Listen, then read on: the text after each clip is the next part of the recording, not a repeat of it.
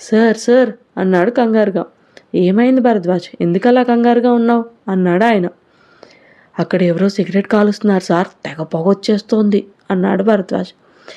ఎక్కడా అన్నాడు ఆయన ఊగిపోతూ కోపంగా. పైన సార్, 5th ఫ్లోర్లో అన్నాడు భరద్వాజ్.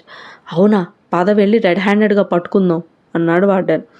అబ్బా, ఈయనొక్కడే వెళ్తాడు అనుకుంటే నన్ను రమ్మన్నాడే అనుకొని సరే పదండి చూపిస్తా అని వర్షిత్ వాళ్ళకి ప్లాన్ ఇంప్లిమెంట్ చేయమని సైగ చేసి వార్డెన్తో కలిసి స్టార్ట్ అయ్యాడు.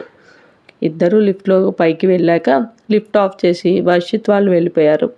ఎక్కడ భరద్వాజ్, నువ్వు చెప్పిన పొగ, ఇక్కడేం స్మెల్ కూడా రావట్లేదు అన్నాడు వార్డెన్.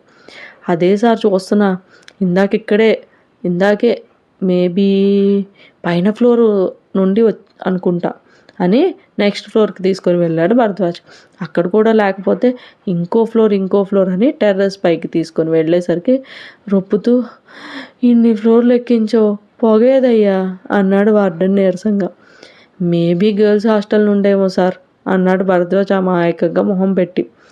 వామ్మో, అమ్మాయిలు కూడా ఇలా తయారయ్యారా అని వాళ్ళ హాస్టల్ వైపు చూసి, రేపు లేడీ వార్డెన్కి కంప్లైంట్ చేస్తా, ఆవిడ స్ట్రిక్ట్గా లేకపోవటం వల్లే మీలాంటి మంచి కుర్రాళ్ళు డిస్టర్బ్ అవుతున్నారు అని చెప్పి ఆవిడకి చెప్తాను అన్నాడు వార్డెన్. షూర్ సార్ అన్నాడు భరద్వాజ్. సరే పదయ్యా, లేట్ అయింది, పడుకుందాం అని లిఫ్ట్ దగ్గరికి వెళ్ళాడు వార్డెన్.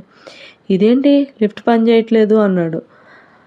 అంటే టైం దాటిపోయింది కదా, వాచ్మెన్ ఆఫ్ చేసి ఉంటాడు అన్నాడు భరద్వాజ్. అవునా, అసలు ఇక్కడి వరకు ఎలా వచ్చాం అన్నాడు వార్డెన్. 5th ఫ్లోర్ వరకు లిఫ్ట్లో వచ్చాం సార్, అక్కడి నుండి ఒక్కో ఫ్లోర్ చెక్ చేసుకుంటూ ఇలా వచ్చేసాం అన్నాడు భరద్వాజ్.